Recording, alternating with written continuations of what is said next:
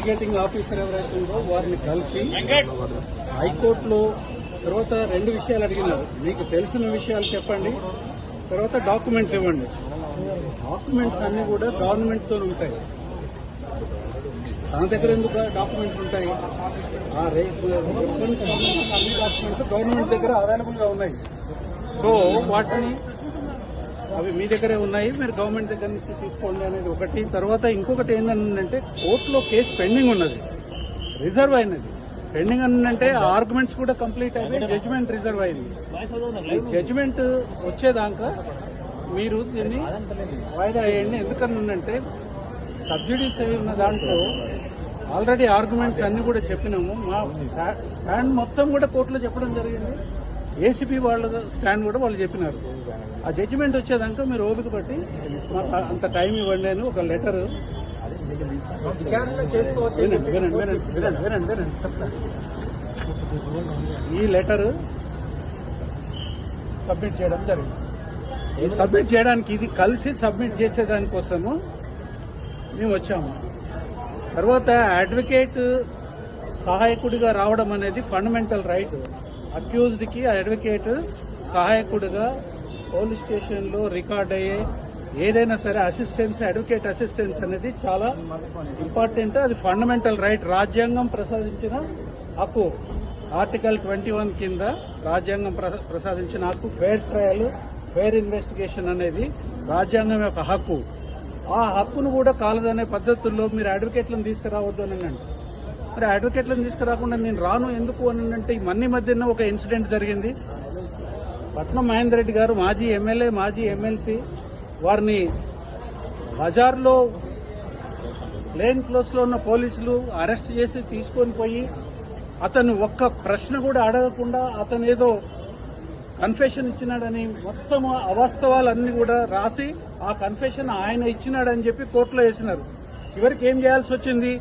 అందులో కేటీఆర్ గారి పేరు చెప్పి ఆ కన్ఫెషన్ తయారు చేసి ఒకటి ఫ్యాబ్రికేట్ చేసి కోర్టులో వేస్తే చివరికి ఆయన అది చూసుకొని నేను అసలు కన్ఫెషన్ ఇవ్వలేదు, నన్ను స్టేట్మెంటే తీసుకోలేదు అని అతను మళ్ళీ కోర్టు దగ్గర ఒక అఫిడవిట్ ఇచ్చి దాన్ని ఆ కన్ఫెషన్ ని డ్రాప్ చేయించినదే. ఆ సోకాల్డ్ ఫేక్ కన్ఫెషన్ ఏదైతుందో దాన్ని డ్రాప్ చేయమని పిటిషన్ వేయాల్సిన పరిస్థితి ఏర్పడింది. ఇవాళ అది జరగకూడదని ఏమున్నది? లోపలికి పోకుండా వస్తే అది ఏసీపీ విచారణకు అగెన్స్ట్ కదా? కాదు. అడ్వకేట్ వెళ్ళొచ్చు. కోర్టులో అనేక సందర్భాలలో ఇట్లా రెఫ్యూజ్ చేసినప్పుడు మేము కోర్టుకు పోయి డైరెక్షన్స్ తీసుకుని అడ్వకేట్ అసిస్టెన్స్ విచారణ సందర్భంలో ఉన్నది. ఎందుకనంటే ఒత్తిడి చేయకూడదు, తర్వాత లేనిది రాయకూడదు, తను చెప్పంది కూడా చెప్పినట్టుగా రాయకూడదు. వీటన్నిటికీ అడ్వకేట్ అసిస్టెన్స్ అవసరం. విచారణకి పోయి కోఆపరేట్ చేయడానికే కదా మేము వచ్చింది ఇక్కడికి. వాట్ నెక్స్ట్ అనేది వాళ్ళు చెప్పాలా. వాట్ నెక్స్ట్ అనేది ఇప్పుడు మేము ఇవ్వాల్సిన లెటర్ మేము ఇచ్చినాము. తను స్వయంగా వచ్చి ఇచ్చేదానికోసమే తను వచ్చినాడు.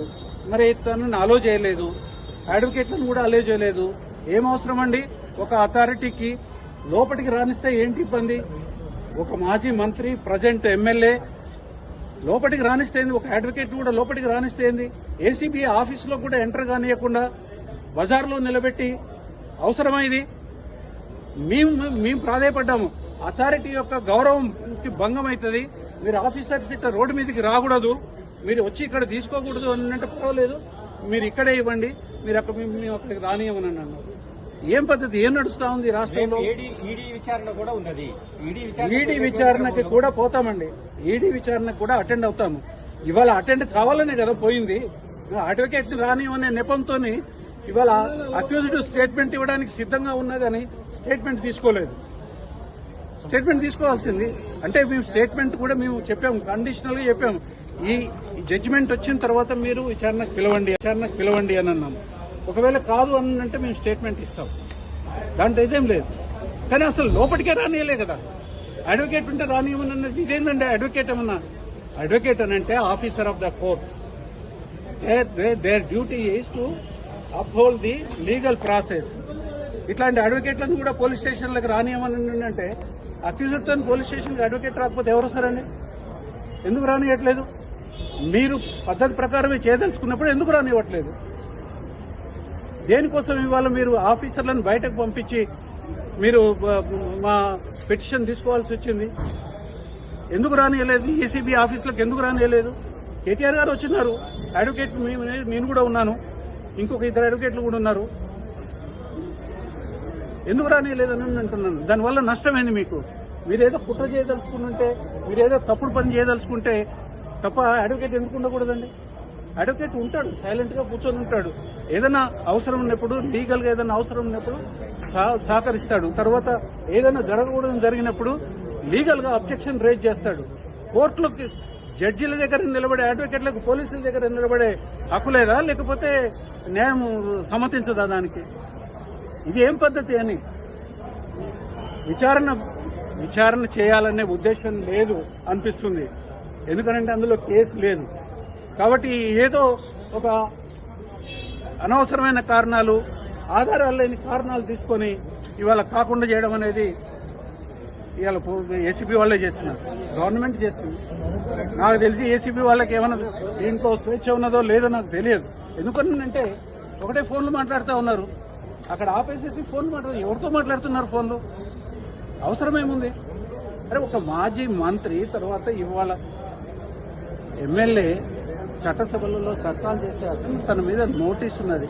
ఆయన తనతో పాటు ఒక అడ్వకేట్ను తీసుకొని హక్కండి, అడ్వకేట్ అనేది హక్కు, advocate assistance right, fundamental right.